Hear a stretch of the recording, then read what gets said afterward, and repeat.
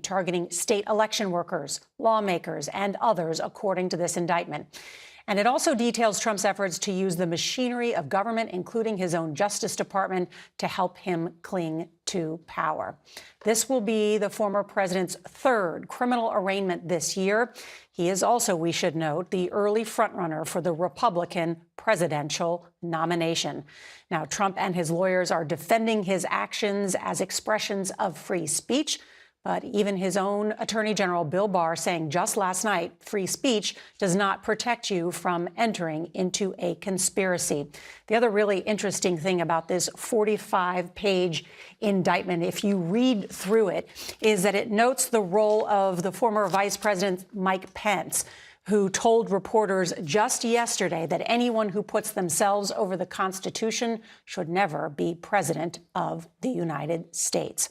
The former president arrived in Washington not long ago. These are the pictures of him landing at Reagan National Airport from his residence in Bedminster, New Jersey, and now his motorcade arriving at the E. Barrett Prettyman Federal Courthouse to appear before a magistrate. And we will get the details now from our own chief Washington correspondent, Major Garrett. He is outside the courthouse there. Good afternoon, Major. Good afternoon, Nora. I will tell you that the atmosphere outside this courthouse is one of very quiet anticipation. Very few people here looking at this from the outside. A great number of media representatives, probably 100 cameras or more here to record this historic event. The former president is inside the courthouse you see behind me, first to be processed. What does that mean? That means he will be digitally fingerprinted. He will have to answer a couple of questions. That will all be handled by a magistrate judge. Then the president, the former president, will appear before a trial judge and enter a plea of not guilty.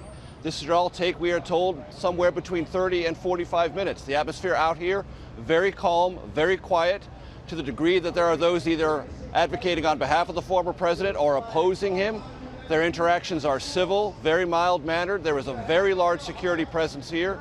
This courthouse, Nora, as you well know in the geography of Washington, D.C., is at the intersection of Constitution and Pennsylvania Avenue, which means, of course, that this moment is where history, law, and politics come full circle, because on January 6, 2021, some of the protesters who went to the west front of the Capitol and some who entered it passed by this very courthouse. From where I'm standing, I can see the west front of the Capitol here. So it's all converging back where it started on that fateful day. And Nora, I can also tell you that the security here is occupied by Capitol Police, U.S. Marshals, Secret Service. Constitution Avenue and Pennsylvania Avenue, which I just referred to, have been closed down. That's a recent development here. Until a few moments ago, traffic was flowing freely. But the atmosphere around here is not tense. There is no sense of civil hostility, just quiet anticipation.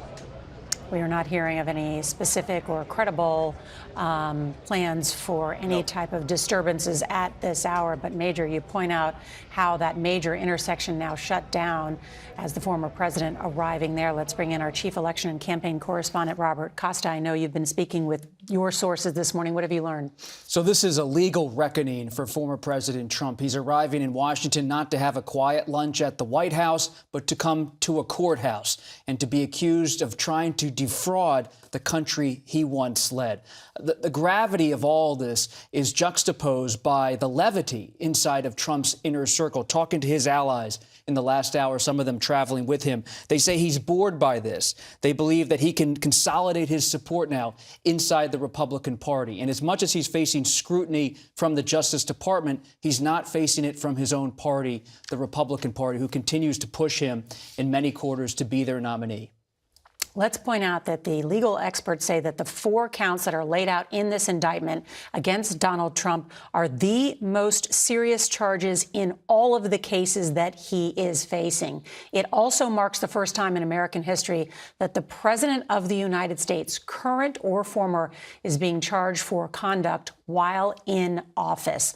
The former president is charged with conspiracy to defraud the United States, conspiracy to obstruct an official proceeding, obstruction of and attempt to obstruct an official proceeding, and conspiracy against rights. Now, the three conspiracies are detailed further in the indictment, and they are this: conspiracy to defraud the United States, and that relates to Trump's alleged efforts to overturn the results of the 2020 election using dishonesty, fraud, and deceit. Also, conspiracy to obstruct the January 6th congressional proceeding and the counting of the electoral votes of the 2020 election, and conspiracy against voting rights, which goes to the very heart of American democracy. That is the right to have your vote counted. And of course, the special counsel alleging that that is something the president tried to prevent. The special counsel, Jack Smith, spoke Tuesday following the unsealing of the indictment, and he detailed how the former president allegedly orchestrated this conspiracy to overturn the 2020 election. The attack on our nation's capital on January 6, 2021, was an unprecedented assault on the seat of American democracy.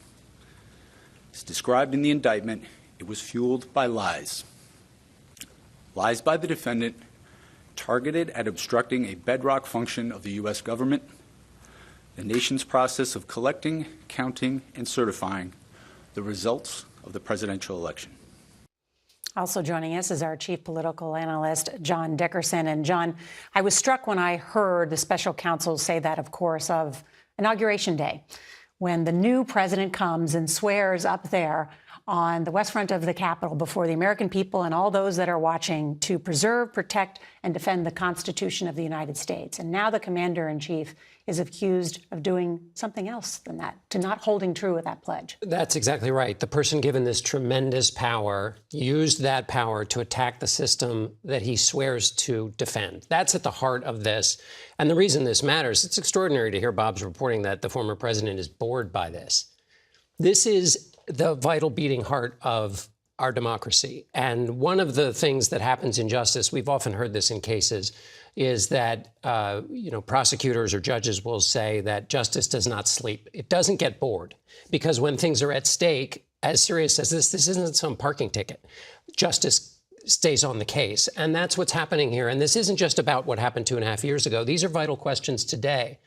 What's more important, conspiracies or facts? What's more important, partisanship or country? What's more important, violence or the system? Those are all still live questions in our public debates today, and they'll be live going into the election next year. Mm-hmm. Well put. Jeff Pegues covers the Justice Department for us. And on that matter, the Justice Department has been quite busy. This is the largest criminal case in American history, beginning with many of those defendants who are charged and have been convicted in assaulting the U.S. Capitol on January 6th. Which makes you wonder why a defendant would consider himself bored with cases like this. Most people on earth would be shaking in their boots. I mean, these are pretty serious charges that could lead to pretty serious jail time. And they have the special counsel's office working overtime, essentially, to bring these charges against this former president. Because when you take on an adversary like this, you have to be prepared. You have to have your facts straight. And that's in part why we have this 45-page indictment here. There is a lot in here, but I'm sure they have more. I want to bring in Robert Costa again. And Robert, walk us through what essentially is in this indictment, because in addition to these charges, we also get a glimpse of some of the evidence that the special counsel has. A lot of evidence. But what's important to recognize when you digest this document is that this indictment was issued against former President Trump while the investigation continues. So the special counsel, Jack Smith, is still pressing some of these alleged co-conspirators and other witnesses to further cooperate with the government as they build the case against Trump. It's almost like you're trying to fix the plane or change a plane's engine while it's landing. This is a lot of work going on simultaneously inside the Justice Department. And what this indictment shows, in brief, is a former president, then in the White House, was orchestrating a scheme that played off on many fronts. It wasn't just Trump asking someone to try to overturn the election. It was Trump, based on this indictment, leaning on members of Congress, leaning on people at the Justice Department, leaning on his own lawyers, leaning on state Republican officials and election officials, trying to get all of them to enlist in this idea that the election was stolen, a false claim. Criminal scheme, it's called. And the reason it's called a criminal scheme by the special counsel is he is building evidence about this crucial period, Nora, a couple days after the election. And he believes he has evidence that shows Trump acknowledged privately that he lost the election. Now, if the special counsel has evidence that Trump acknowledged this privately and then pursued a whole conspiracy, allegedly, based on the premise that he didn't lose the election, then that's the basis for this allegation of fraud, that Trump knew he lost, yet still pursued the presidency through corrupt means based on this indictment. And it's on the very first page of the indictment. These claims about that the election was stolen were false, and the defendant knew they were false. Why is that so critical? It's so critical because Trump and his lawyers are preparing an argument that lawyers on the outside gave him an exit ramp to stay in the presidency, another path. But if he knowingly said the election was over, and I have reporting that he, in the days after the election, told one of his top advisors, Kellyanne Conway, he said something to the effect of, I can't believe I lost this election to Joe Biden. I can't believe I lost. The fact that he said that to different associates behind the scenes means that everything that came after that post-election period was a conspiracy based on false claims, because Trump knew that he had lost the election. If he knew he lost the election, yet still tried to push all these people to keep him in power, that is seen as criminal intent. The criminal intent to stay in office, not just to have the belief that you rigged the election and that the election was rigged and that you could do this. But Trump's lawyers say, but that's his free speech. He's allowed to do that. You can express a lot of criticism about the election, and Trump's lawyers will continue to argue free speech. But as former Attorney General William Barr has said in recent days and on CBS News in recent weeks, criticizing the election is one thing, but then pressuring people to keep you in power, using all of the different levers at your disposal as president of the United States, is different than expressing free speech. In the eyes of the special counsel, it's not free speech, it's abuse of power.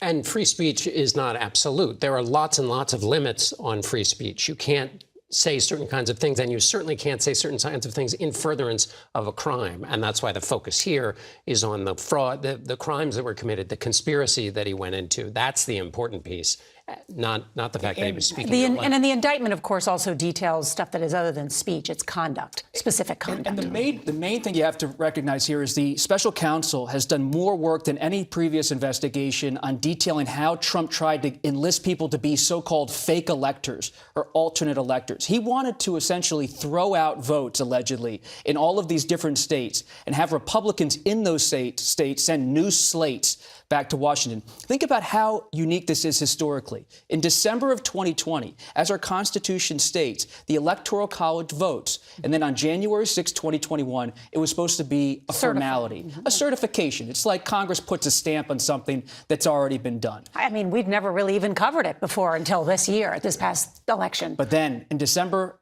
30th, 2020, Trump and his allies in Congress, they say, wait a minute. This is maybe a certification on January 6th, but we're going to use this as an opportunity to attempt to throw out some of these votes and to not have it be about a certification, but an objection, and to send the election back to the states and then back to the House. I know this is convoluted, but I want to make one quick point. What Trump ultimately wanted to do here, if you're wondering, well, what was the scheme about? What was this really about? Trump wanted the election to go into the House of Representatives, because if it went into the House of Representatives, Trump believed the Republican delegations there would be able to vote him, as our Constitution lays out. It's called a contingent election. Trump could win a second term if he could just push the election into the House of Representatives. It was a winding path, but Trump was so convinced he could do it that he pressured his vice president, his most loyal soldier of all people, to try to put this into motion.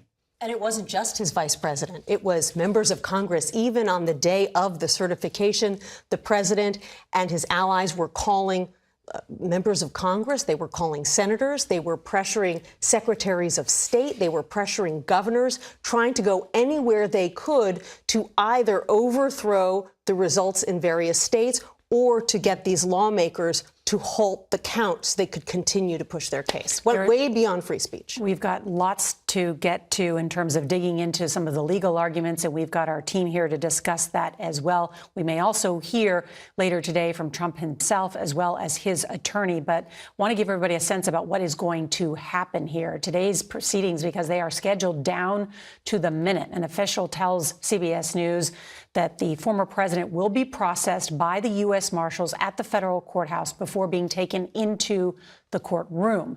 Now, this process is going to mirror that in Trump's first federal arraignment in Miami. We were all there for that. And then Trump's fingerprints will be collected by a digital scanner, but he will not have a mugshot taken today. The former president will then make his initial court appearance, where he is expected to plead not guilty, and then he is expected to return home to his club in Bedminster, New Jersey. Let's bring in congressional correspondent Scott McFarland. He is inside the courthouse. And Scott, describe what you're seeing. We're in the second story of the courthouse, room 22. Court 22 is where the former president will appear. He is going to appear before Magistrate Judge Mokshila Upadhyay. The crowd has already been seated here, Nora. There are two different sets of wooden benches in rows, and there are two long tables. To the judge's left will be the special counsel attorneys, and we expect Jack Smith in the room, too. To the judge's right will be former President Trump and his legal team.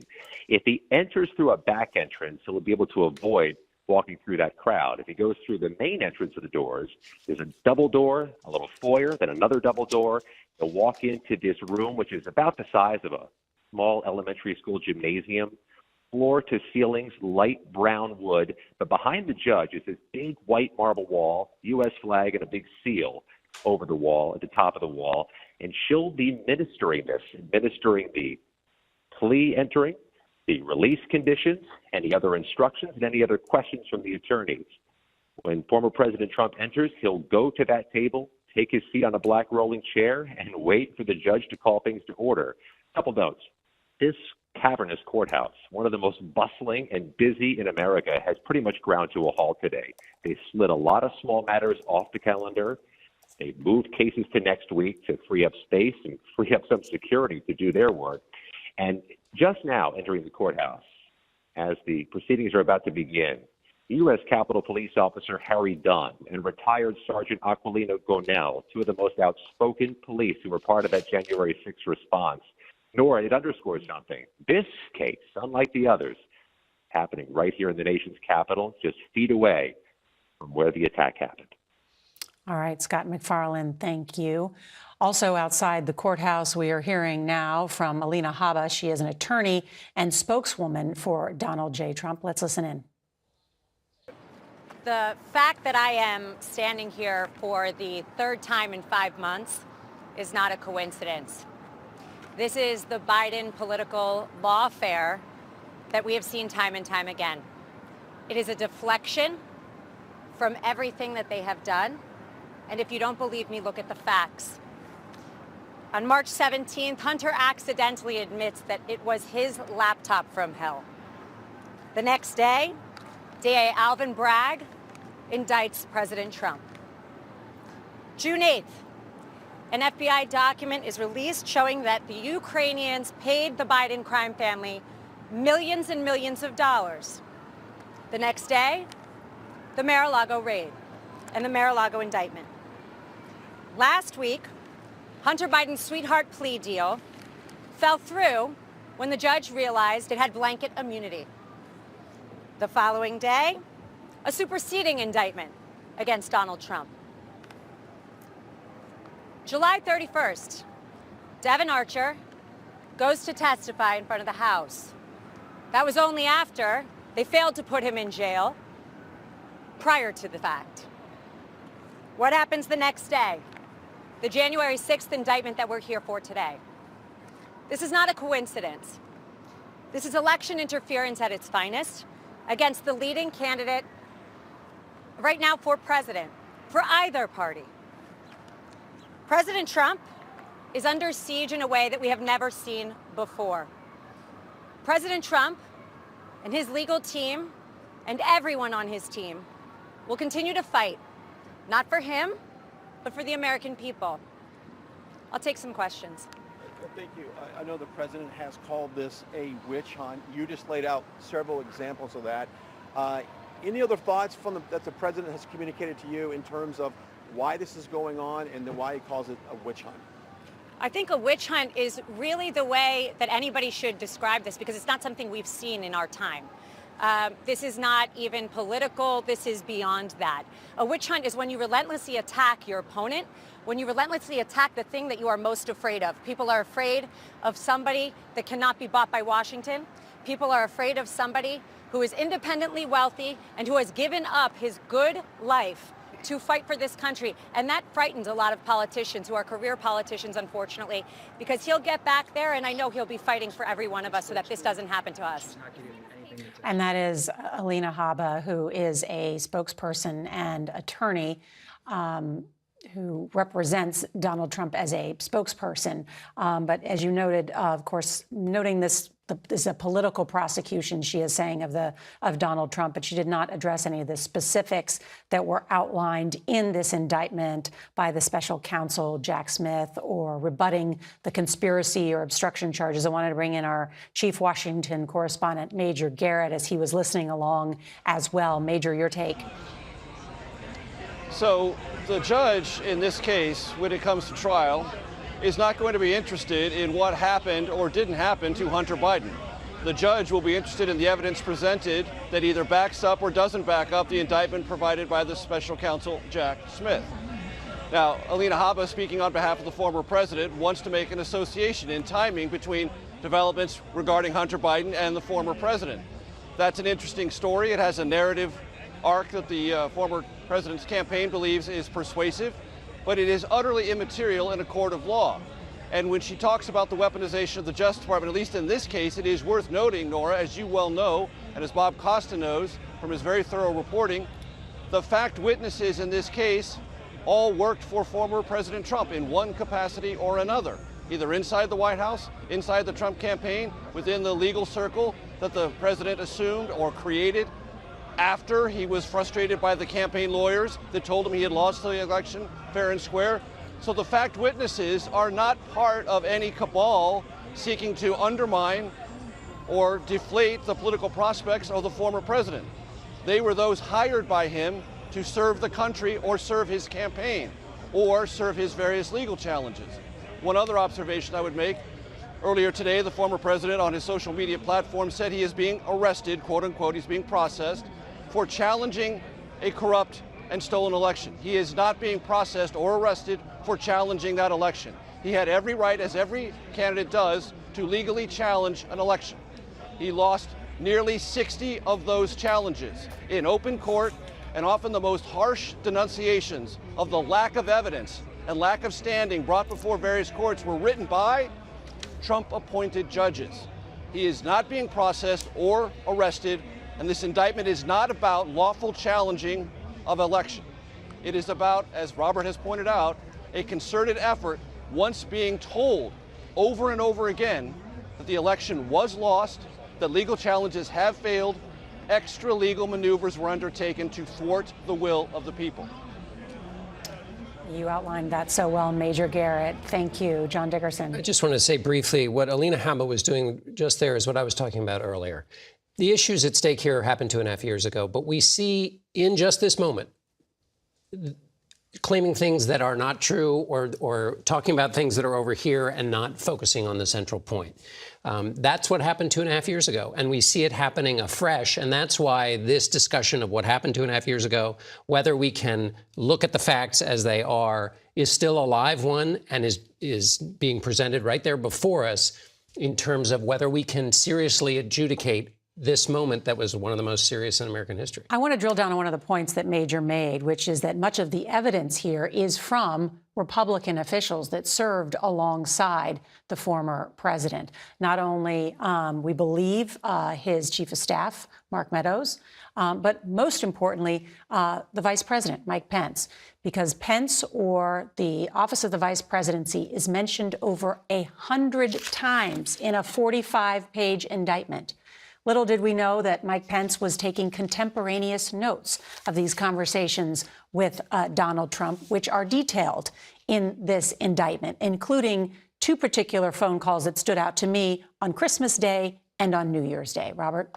And Mike Pence was on vacation in late December of 2020, and Steve Bannon, Trump's longtime advisor, infamously called Trump on December 30th, 2020, and said, "Get Pence off the ski slopes and get him back to Washington because we need to use him now to make him our weapon on January 6th. For Mike Pence, what a journey. I used to cover him in the House of Representatives. He was a conservative from Indiana. He called himself Rush Limbaugh on decaf. He hosted a radio show in the industrial heartland. Now he's the key witness in a historic federal investigation of the man he was loyal to for so years. He did take contemporaneous notes, and he was talking to his trusted lawyers and advisors, Mark Short and Greg Jacob, who both cooperated with the January 6th committee as witnesses all the time. And I think about that famous moment in January 5th, 2021, the eve of the insurrection. Pence is in the Oval with Trump one-on-one. And when he exits the Oval Office after being berated by Trump, who said, "Mike, you have to do what I want you to do. Listen to the mob outside." One of Pence's closest friends, Tom Rose, sees Pence come out of the Oval Office, and he says to others in the room, Pence was as white as a ghost. It was like he was in a hospital and gotten bad news. It was the most traumatic moment of his vice presidency because Trump, in essence, was asking him, in the view of Pence's advisors, to break the law. And doesn't he use a particular word at some point to insult Mike Pence as well? He does. He uses many words, some of them expletives we shouldn't mention on CBS News. I only say that because that wasn't the only time that he had berated Mike Pence. He did it publicly on January 4th. He did it on January 6th at the rally. Well, and on Christmas Day, Mike Pence, a Christian man, called to say to the president, "Merry Christmas." And the conversation, according to Pence's notes, quickly turned to the election and the pressure campaign and to throw out these electoral votes. And Pence told the special counsel, "I don't think I have the authority to change the outcome." And then on New Year's Day, again, a berating by President Trump to Mike Pence about that. And Mike Pence says, "I don't think I can do that. There's no constitutional basis." And at that point, Trump says to Mike Pence, "You're too honest." And Mike Pence is now selling merch in his bid for the presidency that says Mike Pence too honest on it. It's almost as if he has been sort of unchained by the fact that this indictment has now been released. He's speaking out more forcefully against the former president than he has in the past. He says the president was more loyal, wanted him to be loyal to Trump, not to the Constitution. But what is he getting from Republican voters in return? Not much. According to recent polls, Nora, Mike Pence is at 3%, and the other Republican candidates who are willing to speak out routinely against President Trump, they're basically in the same boat. Will Hurd, Chris Christie, Asa Hutchinson, when you add up all of these candidates together, they've got about 6% of the Republican electorate, while the president's support, the former president's support, is only growing. I just want to note, we are showing from the indictment on page 33 that conversation that I was just detailing that happened on New Year's Day, where the Trump says to the vice president, "You're too honest." And then as the indictment lays out here, that within hours of that conversation, the defendant, otherwise known as Donald Trump, reminded his supporters to meet in Washington before the certification, tweeting, "The big protest rally in Washington will take place at 11 a.m. Stop this." And just to grasp the obvious here, this is not only amusing because Mike Pence is selling merchandise with "too honest" on it, but it suggests that the president knew what he was asking Mike Pence to do was dishonest, and therefore he knew what he was doing, which is one of the things that the special counsel is alleging. You are so good at setting me up here. And thank you, Nancy, because if Mike Pence is using that slogan in this kind of political environment, not sure that works these days, being too honest.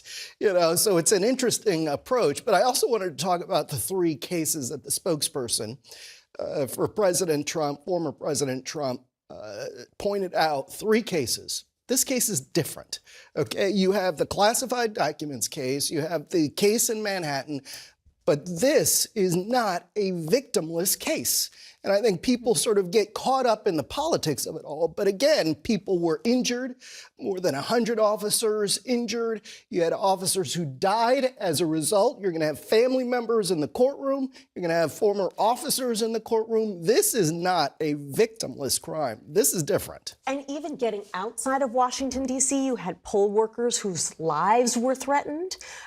You had people who worked to adjudicate these elections who felt that they were personally threatened because they were being singled out and being described by either the former president or by Rudy Giuliani as having done something terribly wrong when there was no evidence that they had. We're getting some new information from what's happening right now inside that courthouse. Let's go to our congressional correspondent, Scott McFarland, who is there. Scott, what can you tell us?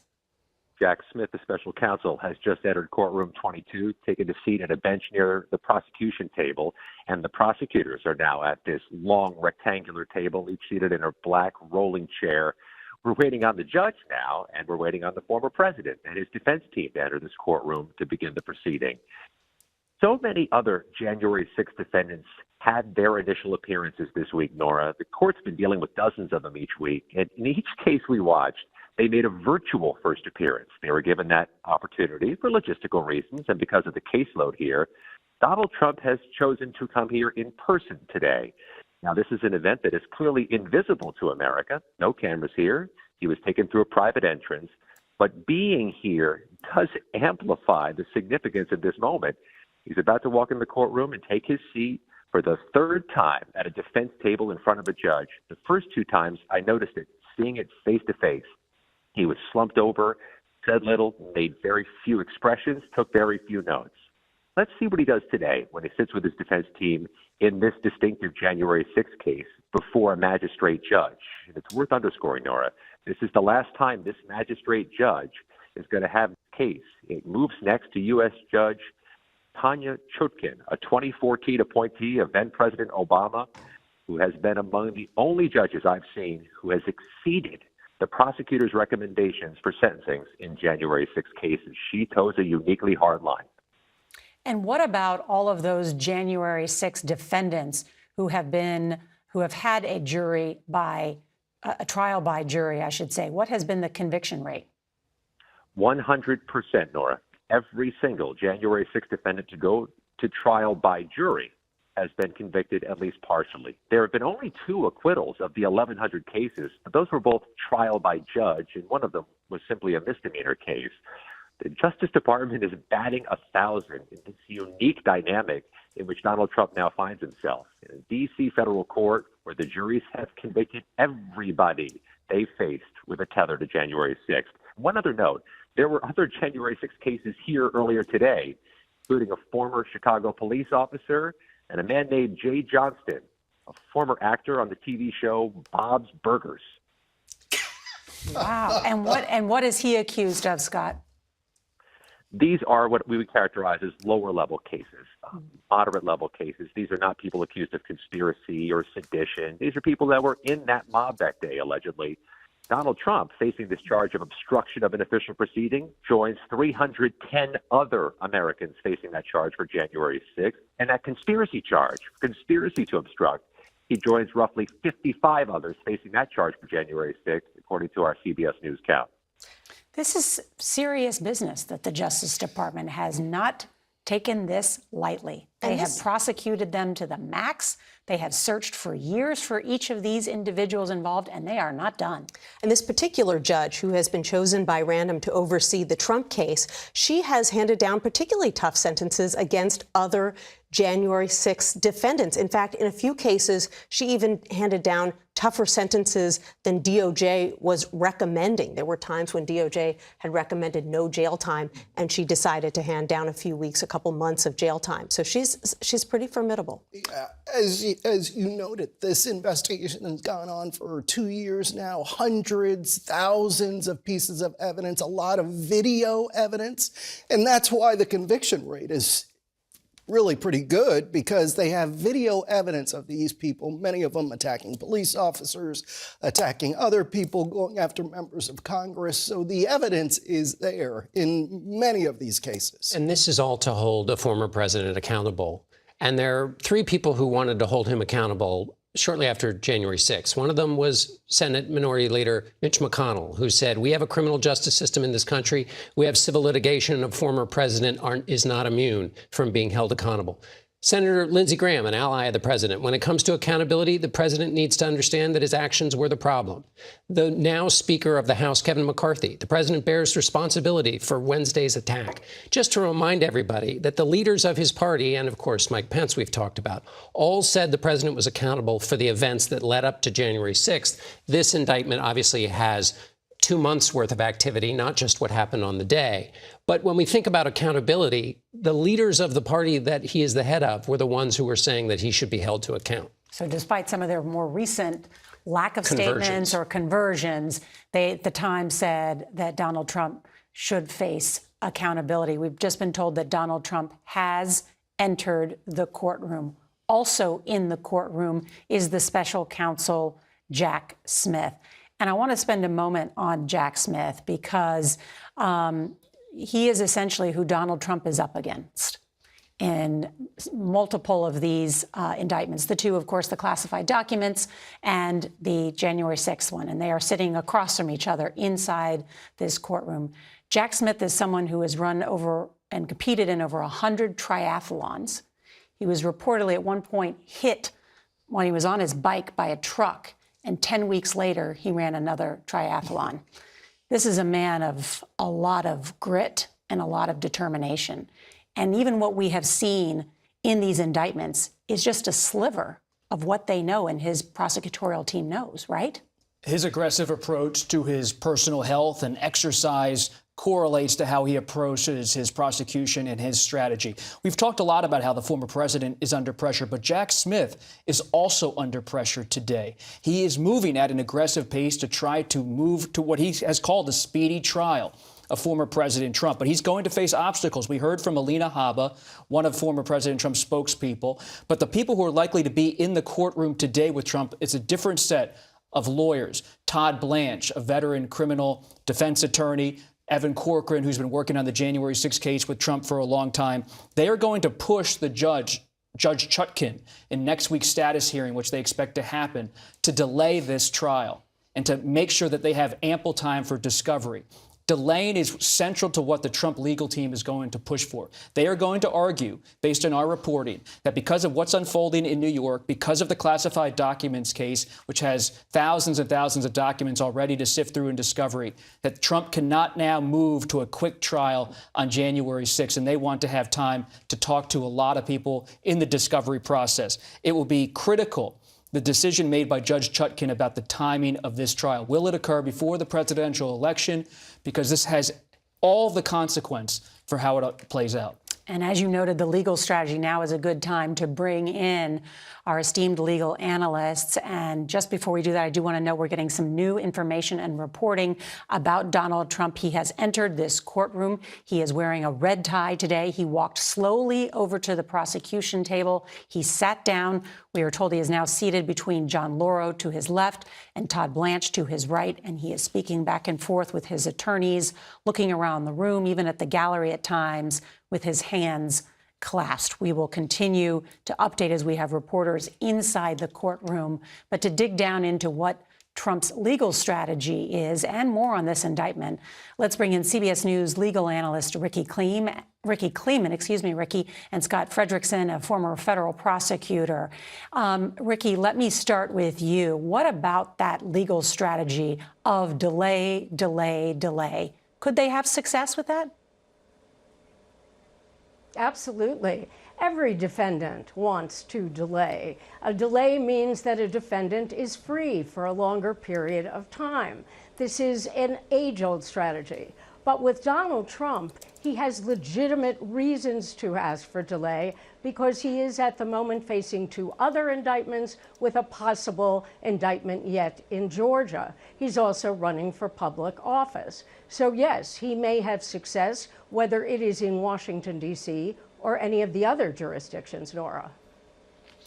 And Scott Frederickson, let me ask you about that.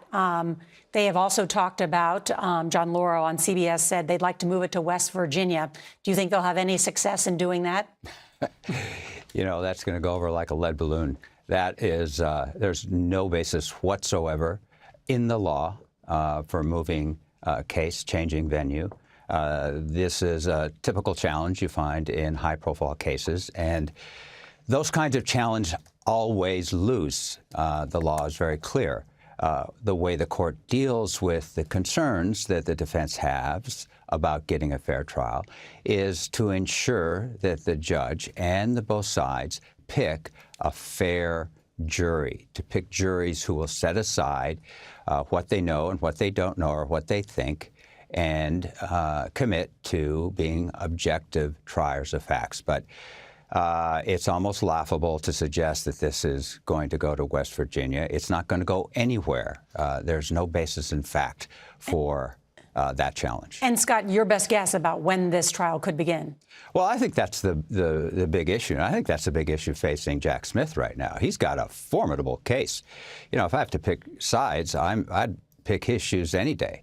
And frankly, I think what he's hearing about advice of counsel and true belief, that's music to his ears. Those defenses fall flat on the face once you get in front of a jury. His challenge is to get this case to a jury before the election, if at all possible. And I think one of the things he's going to pitch is that this, of all the cases, goes to the core of what he is investigating. The charges are of constitutional and historical significance. I think he'll ask the judge to move this case ahead to the top of her docket and ahead of the Mar-a-Lago documents case. All right, Scott, thank you. I want to bring in Tim Parlatore because he served as a Trump attorney for a brief period, but left due to differences with Trump advisor Boris Epstein. Mr. Parlatore joins us now. And Tim, thank you for joining us. First, want to start with you. I'm sure you have read through this indictment. What do you think is the gravest threat to Donald Trump included here? You know, reading through this indictment, it actually was kind of surprising to me how little work Jack Smith had really done on this case to properly put together the required elements. This case, you know, most of the facts are undisputed because they happened out in public. The one key fact that they have to get over is knowledge. Did he know at the time that the claims of fraud were false? Did he know at the time that he'd actually lost the election? And reading the indictment, there really wasn't anything in there to indicate that Jack Smith had done his homework on that. Everything in there just, it said, you know, he was told by some people there was fraud. He was told by other people that there wasn't. Tim, Who should he have listened? Tim, I just happen to have it right here, page 7. So if you're following along at home, the claims were false and the defendant knew they were false. In fact, the defendant was notified repeatedly that his claims were untrue, often by the people of whom he relied on for candid advice. A, the defendant's vice president. B, the senior leaders of the Justice Department. C, the director of national intelligence. D, the Department of Homeland Security's Cybersecurity and Infrastructure Security Agency. E, senior White House attorneys. Let me just turn now to page 8. F, senior staffers on the defendant's 2020 election campaign. G, state legislatures and officials, many of whom were the defendant's political allies. And H, state and federal courts, the neutral arbiters. So what are you saying that he didn't do his homework? It's laid out here, A through H. I'm saying that that is something that looks great on paper, looks great in an indictment, and falls totally flat once you put it into a courtroom, because you have to have every single one of those people come in and testify about that. And they have to all be cross-examined. And so you go right down that list, every single one of them. Bill Barr is going to have to come in there and testify that, yes, he told President Trump that there was no evidence of fraud, but then he's going to be cross-examined. How many agents did you have go out and investigate? How many man hours were expended on that? How many witnesses did you interview? Did you send anybody to look at the machines? What did you do to actually verify any of these claims? Did you even sit with Mr. Giuliani to see what he was telling the president that you needed to go and verify? The answer to those questions when it comes to Barr is going to be no to every single one of them. And so if you can't show that the people that are telling him there's no fraud had actually done an investigation, had actually done the work, and could back it up by anything other than, no, we're not going to investigate because we don't think that there's fraud, then when it comes to a jury, who has to find beyond a reasonable doubt that he knew, that's going to totally die. Again, it looks great in an indictment, but it dies in front of a jury. The former Attorney General Bill Barr has said publicly on television, so I'm sure he would say it in a courtroom, that he did look into the claims and found no proof of election fraud. And if he's subjected to actual questioning by an attorney during cross-examination, this can actually dig beneath the surface, not just accept those statements at face value, dig in to find out the details. I think that you're all going to be very surprised at what Mr. Barr has to say. Tim Parlatore, thank you for joining us. Want to bring in Ricky Kleeman. And Ricky, is there a counter argument that you'd like to make? Yes, there is a counter argument. First of all, I think that the indictment is a narrowly drawn, very pointed look at each of the crimes to satisfy each element of each offense charged. There is no doubt in my mind that Jack Smith has already written his closing argument when this indictment was drafted, because you have to look at the result when you look at the beginning. And Jack Smith has taken into consideration each witness that he is going to call, understanding that his burden is proof beyond a reasonable doubt, and understanding that they will be cross-examined. I have no doubt that Jack Smith can prove his case. Whether or not he can prove it to the satisfaction of a jury beyond a reasonable doubt is not for me to say, it's for a jury to say. But with all due respect to Tim, I do not think this is an indictment that is so bare that he cannot prove it. Also want to bring in former federal prosecutor Scott Frederickson. And Scott, I just didn't understand the argument that Tim was making. And I am not a lawyer, but I've read the indictment, and there's multiple, which I just read on the air, instances where apparently the special counsel has lined up a lot of evidence. Yeah, I'm mystified. And frankly, the kind of cross-examination that was suggested by Tim, with all due respect, is kind of fundamental 101 for prosecutors and defense counsel. That's walking into a trap, and Bill Barr will hit it out of the park and tell them about how they did have agents out in the field, and they did investigate, and they looked at video. They'll have evidence from each one that you listed there. There's not going to be any problem having them show up and testify at trial. And there'll be evidence of a respected private company that the president hired to look into the fraud, and they found nothing. That, I think, will be part of the overwhelming evidence you see. And by providing that evidence, that destroys the advice of counsel defense as well. You know, advice of counsel has to be based on true facts. It can't be based on false facts, manipulated facts, which is what this big steal argument was all about. And the president was told, not only by his attorney general, but top DOJ officials, his own White House counsel, the head of national intelligence, the head of cybersecurity, his family, his chief of staff, his top campaign officials. You know, when they get done testifying, I don't think the defense is going to want to get up and do any cross-examination. They're going to have to think of a different defense. And just to build on what Scott Frederickson said, for Mr. Parlatore to suggest that it was the responsibility of the Attorney General to be the overseer of all claims of election fraud, Scott mentioned Chris Krebs, who was running the Cybersecurity and Infrastructure Security Agency for the Trump administration, a Trump appointee. And 9 days after the election in 2020, Krebs issued a statement along with his agency saying, quote, "There is no evidence that any voting system deleted or lost votes, changed votes, or was in any way compromised." And this came as people who were named as likely co-conspirators, not named, but suggested as co-conspirators in this indictment, like Sidney Powell, were saying that there was foreign influence in this election. Trump's own appointees and officials, separate from anything the Justice Department was doing, said this election was as secure as any in history. There's a mountain of evidence that the election was not stolen. And people who were Republicans that said it and investigated it, including multiple court cases. This is, at this point, undisputed other than in the political realm. I mean, yeah, absolutely. And it happened in real time. I mean, these aren't details that were somehow uncovered by Jack Smith. We heard from Bill Barr publicly in real time. We heard from Chris Krebs publicly in real time. We heard from secretaries of state publicly in real time that there was no fraud that they uncovered in this election. And as Scott mentioned, the courts took a look too. The system for adjudicating these claims looked at them, and the president was shut out, which is to say he lost all of the cases. Let's bring in Democratic Congressman and former January 6th committee chair Benny Thompson. He joins us now. And Mr. Chairman, thank you for joining us. Your committee did extensive work on what happened on January 6th. Much of that was referred to the Justice Department. I haven't had the chance to speak with you, but as you've read through this indictment, what stuck out to you? Well, a lot of it was the body of work our January 6th committee uncovered.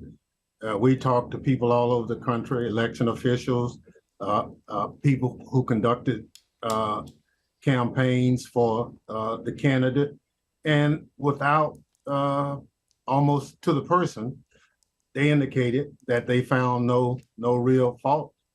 As you know, a lot of our witnesses were Republican officials, and they basically said, we reviewed it, we recounted, and we could find nothing wrong. The testimony from the Secretary of State of Georgia says the same thing. And so we put on a body of witnesses that we think presented the fact that former President Trump knew he had lost the election, but he also knew through his other people that there was nothing there that said the election was stolen.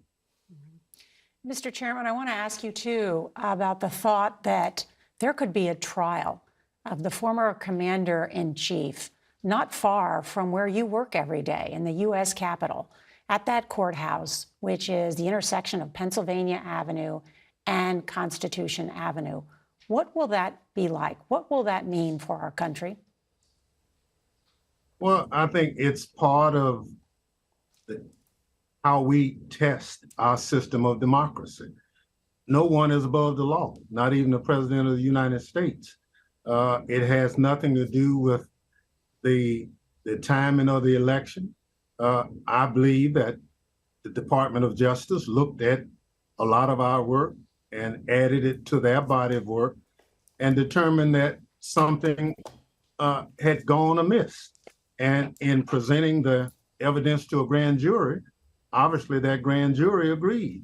I don't feel good about the fact that a former president of the United States is going on trial, but I do feel good that our system of democracy works in that if you are found guilty of any charge or if you are accused of it, you have your day in court. Donald Trump is no different. I'm convinced, based on our review of the facts, that, as you know, we made some recommendations that we think he did do some things wrong. But we were not a prosecutorial body, and that's why what you see with the special counsel is the logical step to determine ultimately whether or not Donald Trump is guilty. Benny Thompson, the congressman who chaired the committee and heard hundreds of hours of testimony from more than 1,000 people, and of course, turning over those findings to the Justice Department. Chairman Thompson, thank you so much for joining us. Thank you. Nancy Cordes, you covered Capitol Hill. Now you're the chief White House correspondent. I mean, they did a lot. That committee did a lot of work, extensive work that we all covered here on CBS News and watched a lot of that evidence and testimony. And it is hard to overstate how influential the findings of that committee were and how much influence they have had on this indictment that we're looking at right now. You know, this case was kind of in limbo at DOJ a couple of years after January 6th took place. It's not hard to see why. It was a novel case. Nothing like this had ever happened before. It was totally unprecedented, legally, and of course it was politically fraught. But then the January 6th committee did the Herculean work of interviewing all of these people, some of them for the first time, putting together this compelling narrative, and then saying to DOJ, and here are the criminal statutes that we believe you could pursue. And they sort of tied it up in a neat bow in a way that had not been done before. And what's the result? It's the indictment that you see this week. To build on what Nancy just said, perhaps the most important thing Chairman Thompson's committee did is it brought Trump to the center of the story in terms of making him, in their view, the mastermind of this conspiracy. Recall what happened in the days after the Capitol attack. Democrats in the House and some Republicans mounted an impeachment process against Trump, and they impeached him. And they impeached him for inciting a riot. It was about Trump's conduct during the day of the Capitol attack. What was the first subpoena issued by the January 6th committee? It came in September of 2021, and it was about phone calls Trump was making to Giuliani and others from the White House on January 5th. What the committee uncovered through its reporting, through its interviews, is that Trump was driving this, not reacting to a rally. Trump was pushing this into motion. And we saw that with the tweets, of course, that are outlined not only in the indictment that we're familiar with as well, the continued invitation to his supporters to come to Washington to not only stop the steal, but in his words, to essentially rally against this. It's going to be wild. It's going to be wild. Thank you said. very much. It's going to be wild. Yes. Two other things from the January 6th committee. We've talked about it before, but it bears repeating, which is so much of the testimony came from people who were in the room and as close to the president as possible. And the January 6th committee put all that out there so that this wasn't just hearsay. This is people who were fact witnesses in the moment. It also cracked open some things. Remember, there was that fight over John Eastman's emails. And in that course of that, the U.S. District Judge David Carter looked at those emails and found that in one filing in Georgia on December 4th, that John Eastman said, wait a minute, we can't say that this many votes were for dead people. It turns out that's not true. But then they went ahead and said it anyway. Why is that important? Because one of the things at issue is whether the president knew that what he was saying was false and went ahead and said it anyway. And that was cracked open by the activities of the January 6th committee. Also true, Vice President Pence's lawyer, who testifies to the fact that the president was told by John Eastman that the scheme actually wasn't lawful. Again, to the heart of the special counsel's case. So not only did he know that he lost the election, he knew that the claims that he was making were also false and made them anyway. And engaged in a conspiracy anyway. And the conspiracy was put on paper. It was John Eastman wrote a 2-page memo. And I remember when Bob Woodward and I found this memo, authored by John Eastman, it almost seemed unreal that this was put into paper, memorialized for history. The final point, the main thing here, Eastman writes to Republicans in Congress and Trump, is that Pence should do all of this without asking for permission. I want to bring in Major Garrett, who is outside the courthouse, who has followed this also closely as well. Major? A couple of things, Nora, on the atmospheric. Still very calm, still very quiet. Right after the former president arrived, they reopened Constitution and Pennsylvania Avenue, so a very small footprint in terms of slowing downtown D.C. down for this proceeding. I imagine when the former president leaves the courthouse behind me, those streets will be blocked again, but everything is flowing just as it normally would be right now. Just wanted to give you that atmospheric here on the plaza of the courthouse. A couple of things that Mr. Parlatore said that I think bear considering for a second. He said, under cross-examination, these witnesses will fall flat before a jury. That's the key phrase, before a jury. The Trump strategy is to find one juror, to hang that jury. And why do I think that matters in Mr. Parlatore's words? Because I have traveled the country. I've written a book about this topic, about the way we do elections, about the certification process, about the fact that there were 95% paper ballots, auditable paper ballots across our country in 2020, the highest percentage ever in a national election. And for those who believe what the former president says, there is no amount of evidence that will persuade them otherwise, none. And so what Mr. Parlatore is saying is put those witnesses on the stand and ask the former attorney general, well, did you go into the machines? Go into the machines. What are you talking about? The method by which you confirm a vote is to audit the paper ballots. And when the audit matches the ballots, that's how you know the election has been fairly certified and verified. There's no going into the machines. But if you ask a question and say, well, we didn't go into the machines, does that create a sliver of doubt? Does that create one iota of doubt that one juror might cling to? I'm telling you, when Mr. Parlatore described it that way, falls flat before a jury, he was explaining exactly that process that lies, as Robert Costa well knows, very near the heart of the Trump strategy. And thank you, Major Garrett. Nancy, you have some of the numbers there as well. Sure. I mean, it won't be hard to find that one juror. It might be a little more difficult in Democrat-leaning D.C., but recent polls have showed that 7 in 10 Republican voters or Republican-leaning voters still believe that Joe Biden did not legitimately win this election. 3 years later, they still believe that. That is near an all-time high. That shows you how effective Donald Trump's messaging really was way back then. And it also helps to explain why he's now polling above 50% in Republican primaries. But the special counsel's job is to keep the eye on the ball. And the eye on the ball here is, even if he really thought this was true, despite this mountain of evidence, he went and engaged in activities that were outside the bounds of what you're supposed to do if you believe this is true.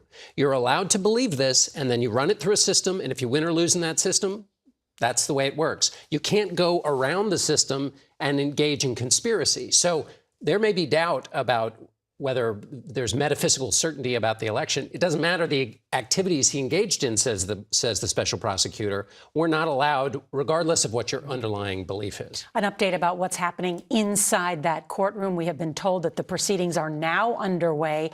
The magistrate judge has taken the bench. That's about 20 minutes after Trump entered the courtroom. So to imagine that Trump had to wait for about 20 minutes before the judge entered must have been interesting to see what he was doing during that period. When the judge entered, Trump and the rest of the courtroom stood in attention and then were seated again. We have reporters inside that courtroom. I will continue to update on every detail as soon as I get it and share them with you. Want to bring in David Becker, who is our CBS News election expert. He also co-wrote The Big Truth, Upholding Democracy in the Age of the Big Lie, along with Major Garrett. David, good to see you. And on that note, about what some Republicans may believe and what the facts are and what has been adjudicated in the courts, where do we stand? Well, you made a really good point just a moment ago about how the special counsel really laid out both knowledge of the general fact that the election wasn't stolen and some very highly specific facts that related to individual states that were laid out one by one by one. The allegation that 10,000 dead people had voted in Georgia. It turned out that that number was closer to 4 after an extensive investigation explained to him by Republicans who had voted for him. The allegations that there were over 200,000 more voters in Pennsylvania than had actually lived in Pennsylvania, that allegation is just false on its face and is very, very clear. And this is done time and time again. And we sit here now 1,003 days since the November 2020 election, and there still has not been one shred of evidence presented to all of the many courts all over the country that indicates that there was any significant fraud or malfeasance or the outcome was improper. We even have Republican law enforcement officials in Georgia having to enforce subpoenas against people who have claimed that there were fraud, but wouldn't show the evidence. This has happened over the course of the last over 1,000 days now. And again, what you see from the indictment is this list of all of the people, Republicans, all Trump voters, who were telling the president contemporaneously in November and December and January of 2020 and 2021, that what he was claiming was false after extensive investigation. You can imagine how Jack Smith and his colleagues will be bringing in witness after witness after witness. And if the best that the defendant can do is to say, well, tell us more about the investigation you did, that's going to be some very damning evidence that is going to just pile up over days of testimony. And then the real question becomes, does the defendant himself, former President Trump, the person who best knows his state of mind and knowledge at the point in time, decide to testify on his own behalf and the risks that go along with that? Someone asked me this question today. Is there any chance that a trial, when it happens, would be televised or you could hear audio of it live in a federal courtroom? It's extremely rare. I mean, there's going to be efforts to do that in this case for sure. There are very good arguments that that the general public has a great interest in this proceeding. It may even be that both sides agree that they want it televised. That's going to be something we're going to see played out over time, but the pressures to televise this in real time, or at least release audio, are going to be pretty strong. And, you know, to be quite honest, there might be some serious benefits to the country as a whole to hear this testimony being presented. And David, do you imagine that this trial could happen this year, early next year? Probably closer to early next year. I mean, this is a trial where the facts are largely already known. I think the special counsel was very disciplined in how he laid out the indictment here so that it could move expeditiously to trial at some fairly early date. There's still going to need to be some time for the defense to prepare a defense, and the judge is, of course, going to allow that. That's going to take several months. But my expectation is the special counsel is going to ask for this trial to happen probably in the very early part of next year, and then sometime actually take place sometime in the first half of next year. David Becker, thank you. A quick update from inside the courtroom. Trump has been sworn in. He stood up, raised his hand. The judge also instructed Trump on the schedule for the day, and Trump spoke into the microphone and said, "Donald J. Trump, John," at the request of the judge to state his name, and he said he is 77 years old. 77, he said to the judge from inside that courtroom. Want to bring in Jeff Pegues. And Jeff, you've heard the argument from Trump's attorneys. Why did it take the Justice Department so long to bring this case? And they are arguing for equal time, in other words, to delay the trial so that they would have equal time.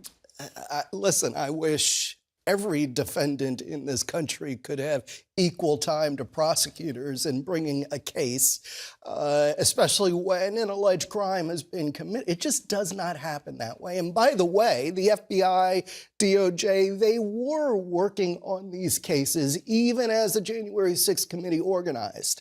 And so while they did get maybe a head start with the help of the January 6th committee, they still had to go back and double check into some other facts. There's still a lot of work in this case because of the sheer volume of evidence. And then on top of that, you have 1,000 prosecutions, arrests, right? You have all these cases, and all these cases in a way mirror this case. Why did those people show up?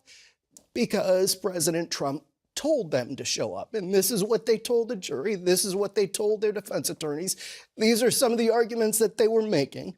And so during that time, the FBI is gathering evidence from some of these people who are already on trial and building a case, just as any corruption case progresses with the mob, with any type of big figure who has a lot of money. You take time with these cases. You cannot, and especially against a former president of the United States, you can't just go to court with some flimsy allegation. And that's why you have this 45-page document. But as I told you before, and what we've seen with these other cases, there's always going to be something else that the special counsel will put out in court documents. He won't say it.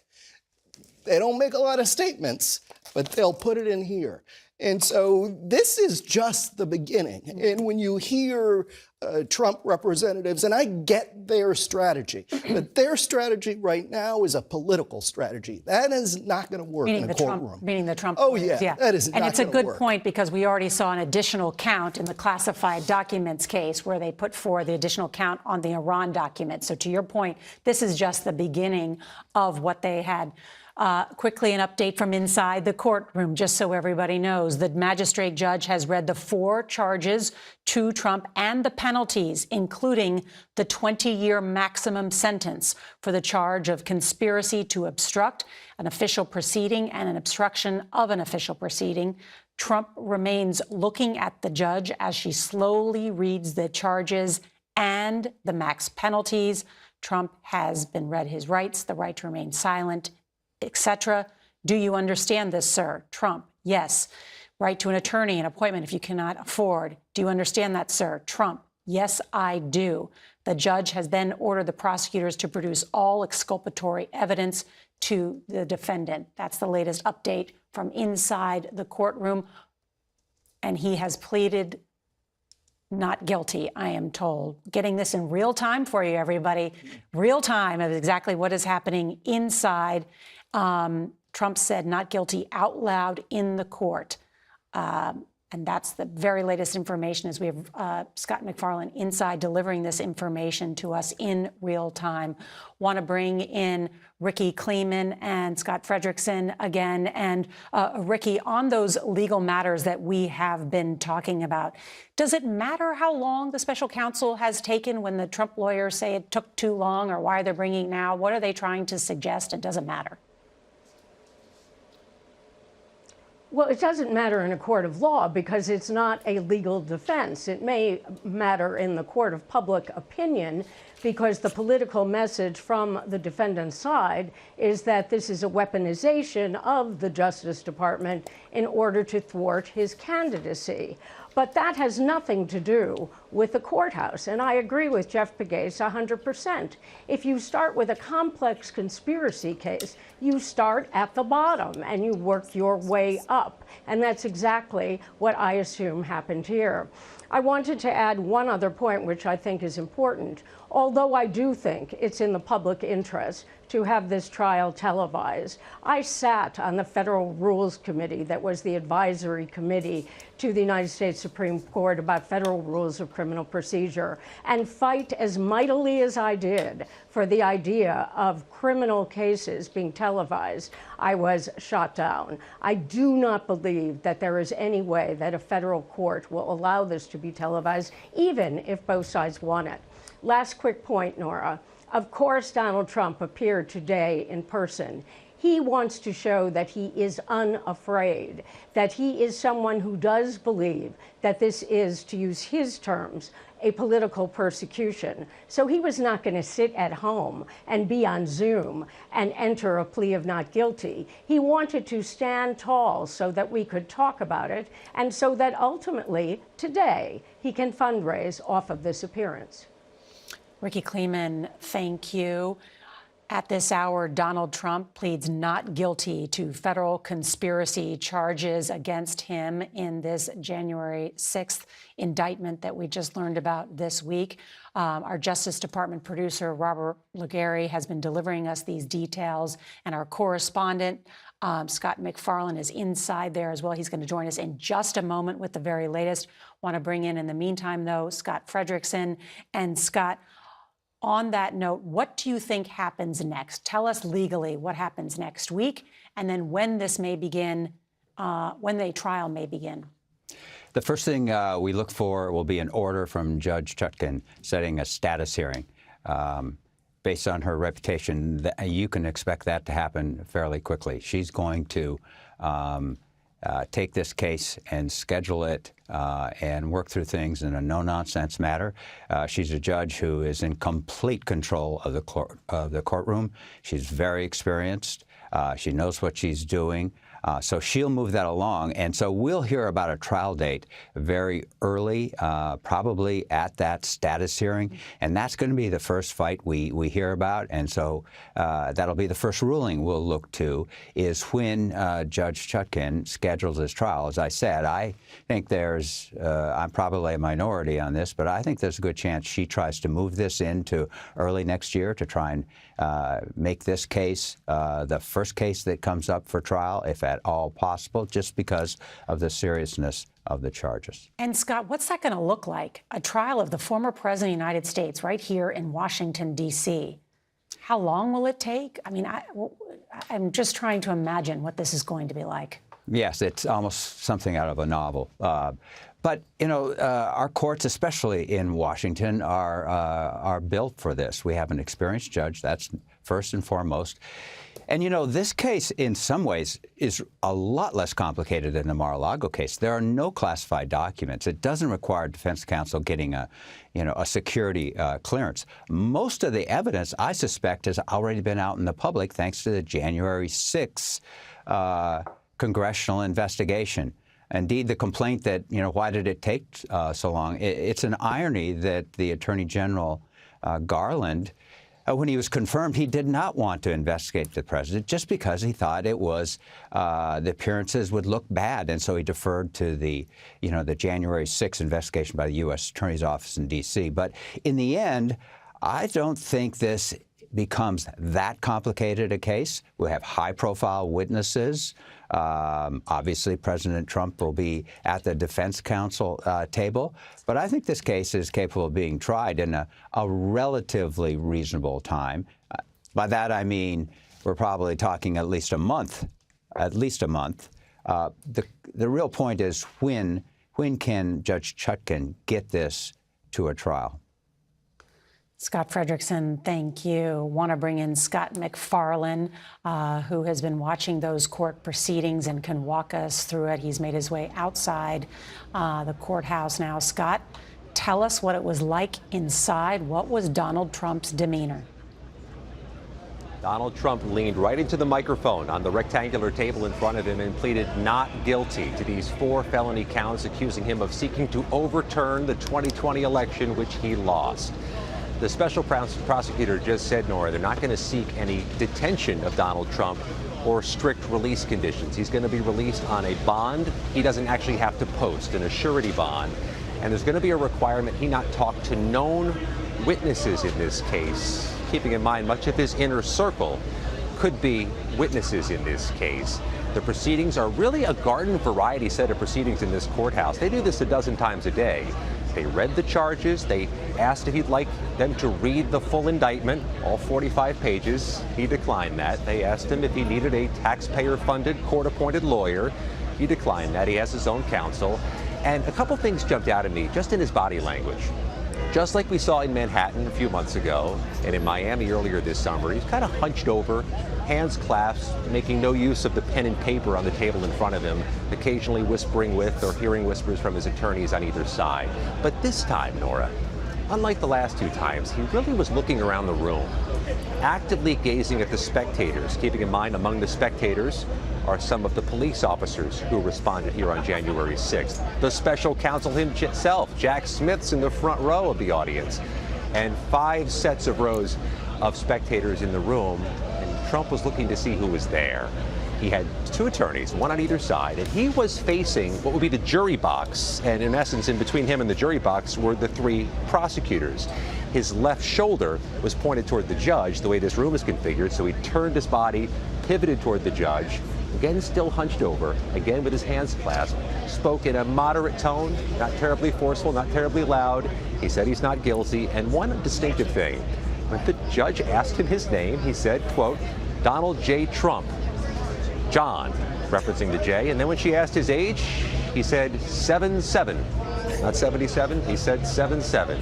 This is going to wrap, and he's going to exit the same way he came in, through one of those secured underground garage entrances, still not accessible to photos. And when this all began, Nora, the judge kindly reminded everybody in the courtroom and the courthouse, no phones, no photos, no taking any video today. Scott McFarlane, you always do such an excellent job recapping what happened inside that courtroom. Thank you very much. So now we have the former president of the United States pleading not guilty to these 4 counts against him.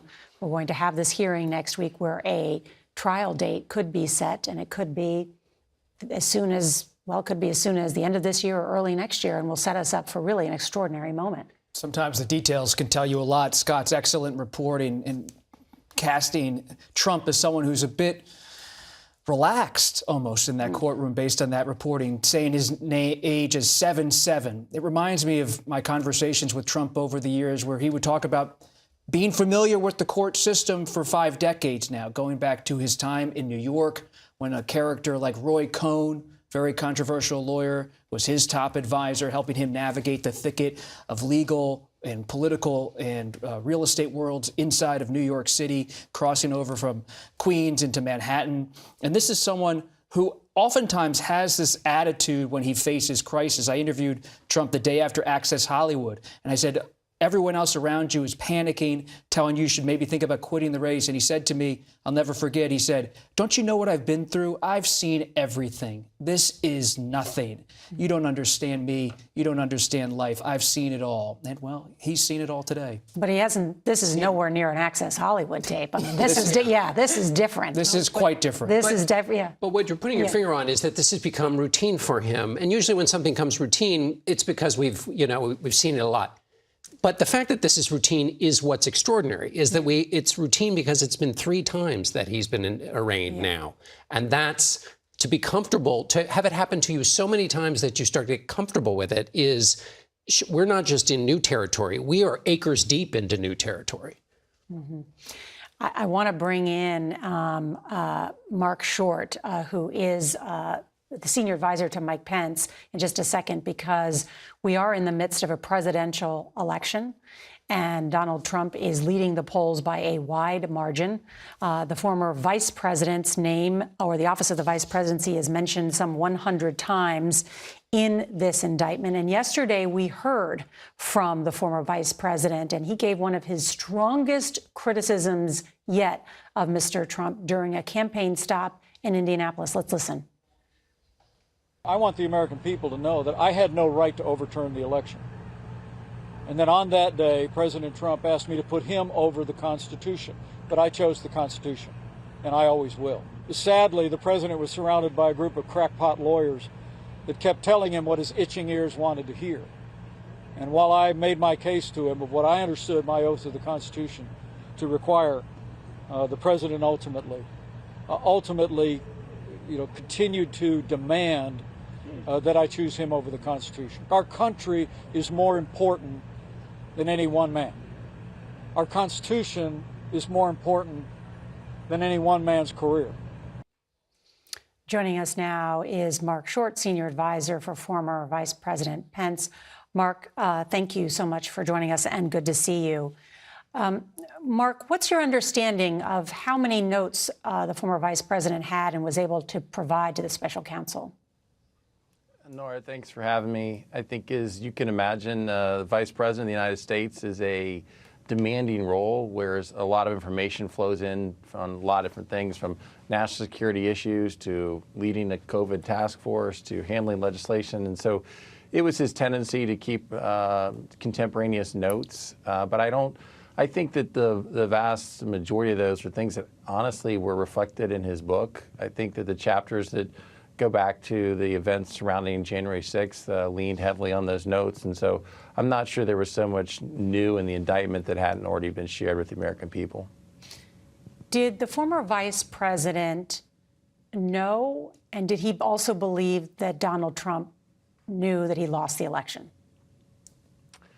I don't know that Donald Trump ever said to the vice president, or certainly when I was in their surroundings, that he felt he had lost that election. I don't know, honestly, Nora, to the extent to which the president's actions necessarily were criminal.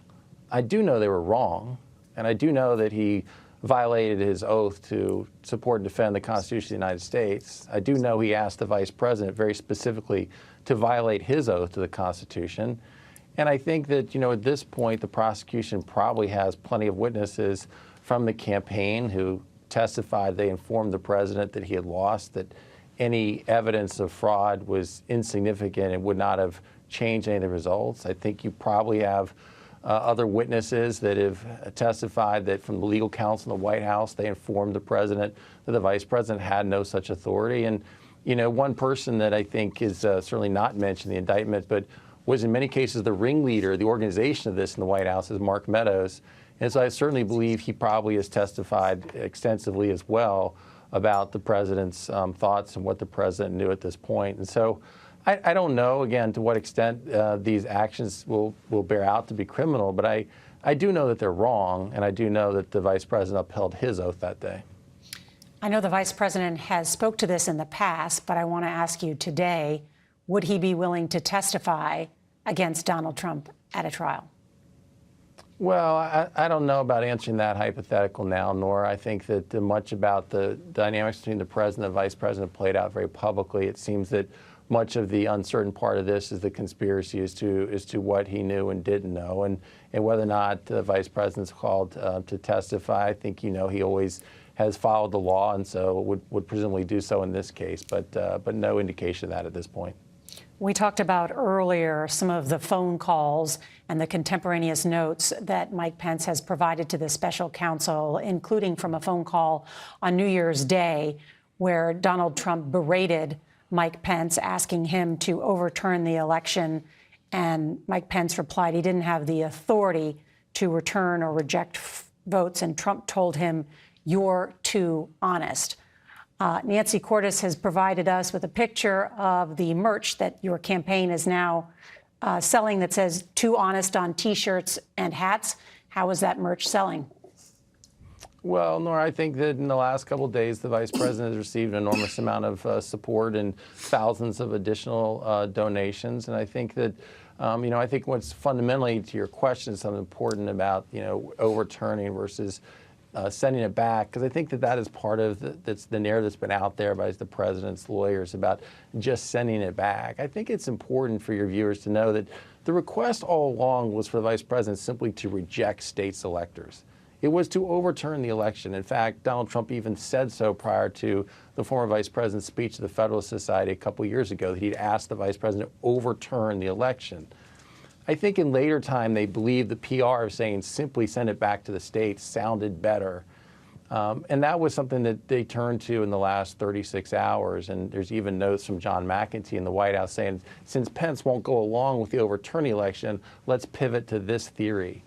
And that theory really is one that has the same ultimate end, because the notion was if somehow something could be returned, which the vice president doesn't have that authority, and no vice president in 250 years has, nor do Republicans want Kamala Harris to have that authority. But hypothetically, if it did, the idea was you get below the 270 threshold in Electoral College, and it returns to the House of Representatives to get a different result on the election. And so it sounds nicer, but ultimately the impact would have been the same. Mark Short, senior advisor to Vice President Mike Pence, his former chief of staff. Mark, thank you so much for joining us. Nora, thanks for having me. And we are being told that the proceeding has ended inside that courthouse. We will likely see Donald Trump escorted out at some point. We could hear from the former president at some point this afternoon. It's unclear what time, but we are being told that he may speak before cameras at the airport before returning back to his club in Bedminster, New Jersey.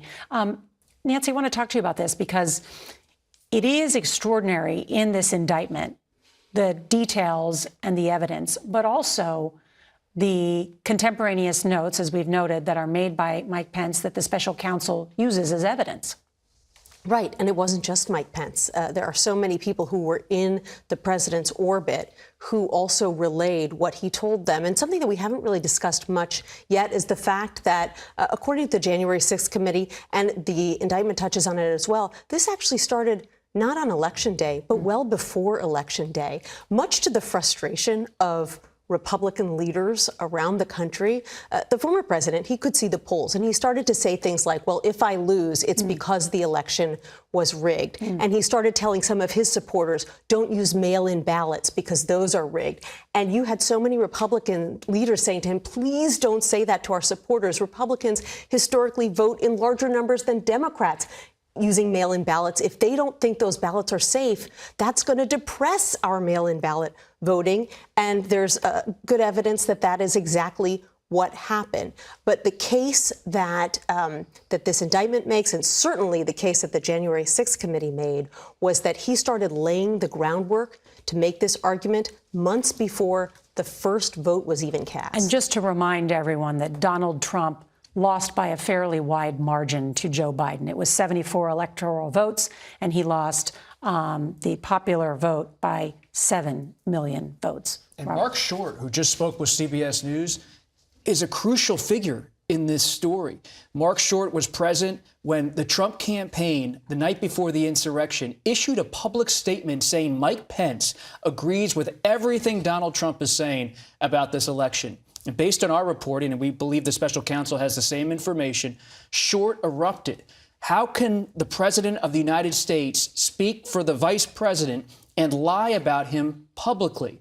But Boris Epstein and Rudy Giuliani and so many others close to Trump were still trying to go maybe even over to Pence's home at the Naval Observatory to try to get him to come along. One of Pence's advisors, Marty Opes, remarked to others, it almost felt at that moment like a bad mafia movie. We were being hustled. We were being pushed around. And Mark Short was there telling Pence, hold the line. And Pence agreed with Short. But it was a pressure cooker of a moment. And think about this story on January 4th, 2021. Donald Trump is supposed to get on Marine One, his helicopter, but he doesn't want to get on it just yet. He wants to call Pence to the White House. So Marine One is whirring around on January 4th for a long time, and Trump calls Pence into the Oval Office and confronts him once again. And Short is in the room, who you just spoke with Pence, as Trump says, I'm not going to get on that helicopter until you agree with me that you're going to do what I want on January 6th. And Pence pleads with Trump, I'm trying to do what I can. I'm listening to my lawyers. And Trump says, do what I want. And then he goes to Georgia that night, and he says publicly, Mike, you better do what I'm telling you to do. And Pence and his advisors are watching that night on January 4th after that conversation in the Oval Office, which we can see on our screen. And they're saying to themselves, what have we gotten ourselves into? And now we know, in the eyes of the special counsel, a possible criminal conspiracy.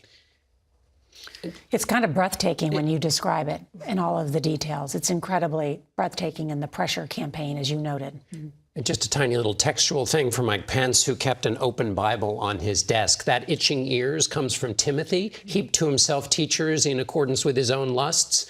Basically, that's the scene you're describing, is surrounding himself with people who would only tell him what he wanted to hear. And for Mike Pence, when Trump goes to him on January 5th, he says, Mike, if the mob outside wanted you to do this, wouldn't you want to do it? Wouldn't you want to do it? And then Trump famously, this has been confirmed by testimony before the January 6th committee, Trump opens the door to the Oval Office on a freezing cold night so he can hear the mob outside on Freedom Plaza. They're playing songs. I was actually walking around that night with a notebook in hand. I remember a few things. Rats were in the streets. Cops were everywhere. Proud Boys and Oath Keepers and nobody else, because it was the pandemic. Nobody was in Washington, D.C., except those planning an insurrection. But even I look back, I could have never imagined what would happen the next day. It seemed impossible in our political and legal imagination that this kind of thing could happen in this country. I just never would have imagined, even seeing the Proud Boys in front of me. Yeah, I was at the Capitol that day, and you know, even as it was unfolding, we kind of couldn't believe it. I mean, the fact that the Capitol itself was being breached. We were live on the air for 9-10 hours straight, watching it unfold in a way that is still hard to believe, even now, having watched the January 6 hearings and read this indictment. I want to bring in Scott McFarland because he is outside the courtroom and has a little bit more details about what was this 27-minute long proceeding. Is that right, Scott? And what happened and what's happening there right now? And Nora, the judge kept Trump waiting. He was sitting idle in his seat for about 20 minutes because the proceedings began late. And the Trump defense team, before this hearing just wrapped, has already begun the process of seeking to delay the case. The judge gave them 3 choices for the next court appearance: August 21st, August 22nd, August 28th. The Trump team promptly responded August 28th. And then the defense attorney for Donald Trump told the judge they may need more time. They may need to waive some of these speedy trial rights they have because they have to review all the evidence in the case. In a case where timing is everything, less than 6 months before the Iowa caucuses, on the eve of this enormous 2024 campaign season, a former president who's also the frontrunner for his party's nomination is now, to a degree, fighting the clock. And so are prosecutors in all 3 cases. The real timing in this case ultimately will be up to the U.S. district judge who gets this case next, beginning August 28th. That's Judge Tanya Chutkin. I got to tell you, though, standing here at this moment, the resonance of January 6th can be felt. We're surrounded by police bike rack barricades, the same ones that were toppled down the street January 6th. Some of the Capitol police officers there that day were in the courtroom, and on the other side of this camera lens, you can see the U.S. Capitol. This case is just going to be different, Nora. It's going to land different with some number of Americans. Scott McFarland, who has covered so many of those January 6 trials and kept track of them. If you follow his Twitter feed and reporting here for CBS News, it has been detailed unlike anybody else.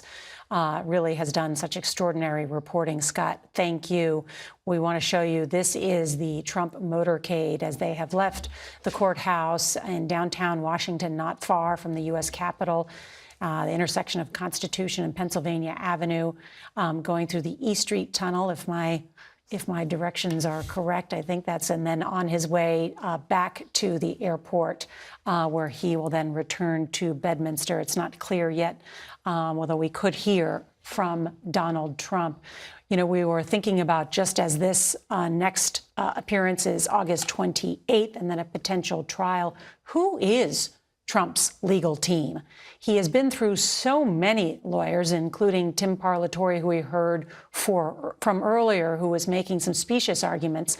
But who is this team, and how will they handle sort of the weight? I mean, don't you need a whole group of people to deal with charges like this? You usually need a whole law firm. You usually would get a law firm, but that's not happening here. Most law firms have looked at this situation with a former president facing criminal conspiracy charges, a New York hush money case, Mar-a-Lago documents case, and the Georgia case that's upcoming with a charging decision, and said, no thanks. Todd Blanche, who's leading the legal effort for Trump right now, he left his law firm and he's at the helm at the moment. He's working with John Lauro, who has been on CBS in recent days. And they're the point people. Evan Corcoran's in an awkward position because he's one of Trump's lead attorneys on January 6th, but he's also part of the Mar-a-Lago investigation as a witness. So the special counsel has forced Corcoran to leave Trump representation on Mar-a-Lago because he was involved with how the documents were signed with the FBI and the National Archives, yet Corcoran's still there today in Washington with Trump on January 6th. When I've asked sources close to Trump's legal team, is a law firm in the offing? Could someone be coming on? They say no. This is a limited team, and they're going to focus on the political message as much as the legal message. Well, because that's easier, too. Because think about it, just in this case, the January 6th committee report was 800 pages. This is 45 pages, this indictment. But think about getting your head around 800 pages, and then all the secondary material if you're trying to mount a defense. And that's just one of the four, and you could argue there are even more cases if you talk about some other civil cases. But that's just one of the four challenges for these lawyers. It's just a tonnage of work. And they want to take this to the Supreme Court. I mean, if you really want to boil down their strategy to one thing, is if convicted, appeal all the way to a Supreme Court they believe is conservative and might rule in their favor on issues like speech and advice of counsel. I mean, don't you need the best lawyers in the country in order to defend yourself? Yeah, that's something like this. That's what I find so interesting about your reporting, Bob. When you've been talking to sources about this, do these large law firms not want to take the case because they're worried it will scare other big money clients off, or because they've seen what happens to Trump lawyers, they end up getting into trouble themselves? Well, look at how Nora so aptly introduced Timothy Parlatore. She said in her introduction that he left his work as counsel for Trump because of disagreements with Boris Epstein, who's a Trump lawyer and political advisor. Trump's inner circle. He may also be the unknown co-conspirator. That's right, because Boris Epstein, I know there are a lot of names here. It's like Watergate, all these different currents of information and different a tree of people. But Epstein was close to Giuliani. Epstein's also someone who's always telling Trump, based on what we've learned, what he wants to hear. And there's a real division in Trump's legal team about happy talk versus frank talk, and when to be political and when to be focused on the legal brass tacks. Former Attorney General Bill Barr was asked about what these lawyers working for the former president should do, and he said, get a lot of insurance, because the president has churned through lawyers and then also people who've been close to him. Mm-hmm. And he always turns to outside lawyers. Why did John Eastman and Sidney Powell become part of the inner circle? Because they told Trump what he wanted to hear. This is such a momentous day, and yet it may not be the last indictment of Donald Trump, because we are awaiting news from Georgia, and that's where Nicole Killian is for us today. And Nicole, what's the very latest from there?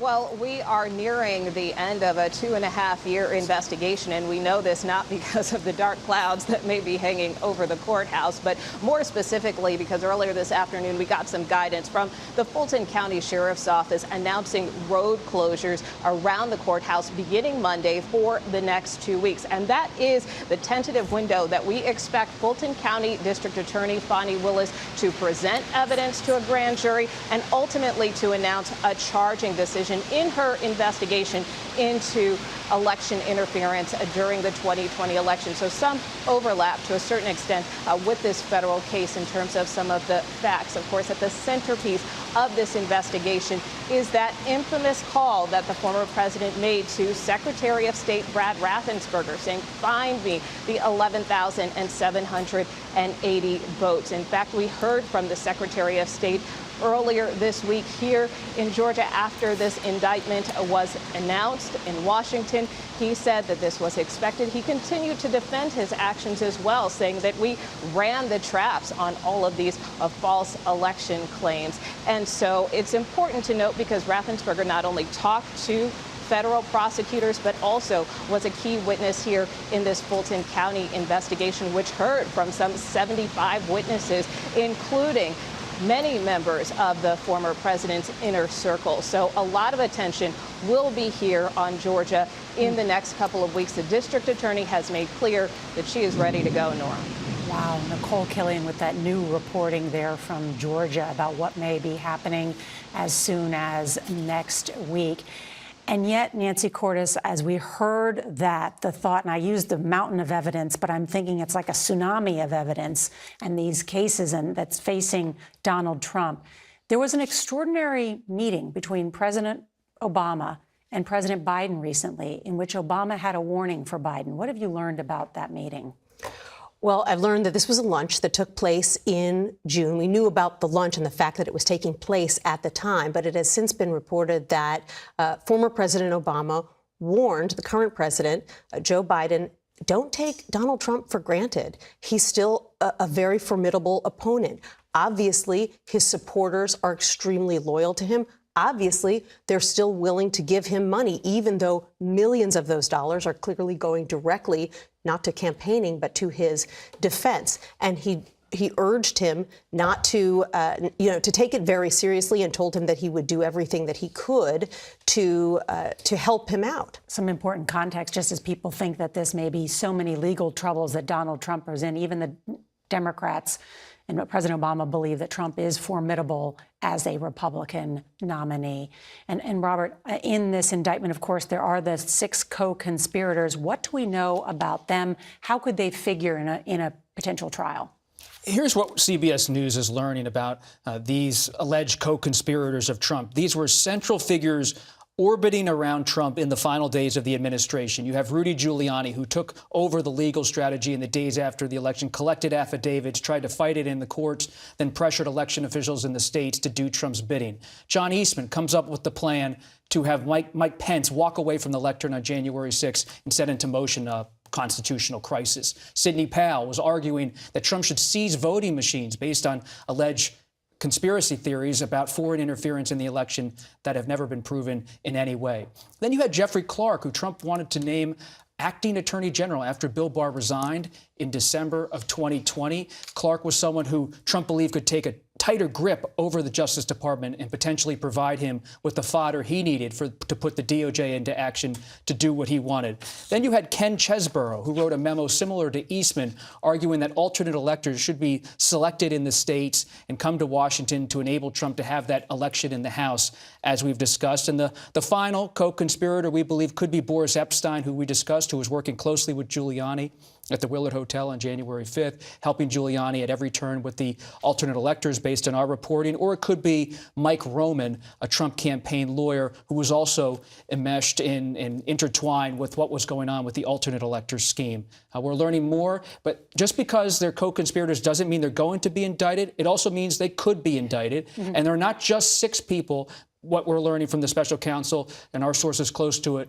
There will likely be more who come forward in the coming weeks in terms of legal filings, as Jeff has discussed. There could be more to come. And as we wrap up our coverage and see the president arriving now at Reagan Airport to depart back home, John Dickerson, that today is just the beginning, and I just keep thinking of it as the first step, and covering this trial will be like anything I've ever done in my political reporting career. Because it won't just be the attorneys who have to jump from trial to trial. I mean, this date on the 28th coincides. There's another date in the Florida case on the 25th. The coverage of all these different cases will be happening simultaneously. And also, we've been talking about the campaign calendar, there's also the jury box of the electorate out there. The president is asking that the behavior as detailed in this indictment and his rebuttals against that detail, that he be ratified and reelected by the public for the way he behaved. That's another element of this, and that's not the burden of proof there is up for grabs. But that's kind of the fifth event or sixth event in addition to all of these trials. Mm-hmm. Today, we witnessed former President Donald Trump arraigned here in Washington in a federal courthouse on 4 counts related to his attempts to overturn the 2020 election. One of the central figures and possible witnesses in the special counsel's case is former Vice President Mike Pence, and the former vice president will be a guest on this Sunday's Face the Nation with Margaret Brennan. Our coverage will continue on CBS News streaming your local news, and we're going to have a full wrap-up tonight on the CBS Evening News. This has been a CBS News Special Report. I'm Norah O'Donnell in Washington.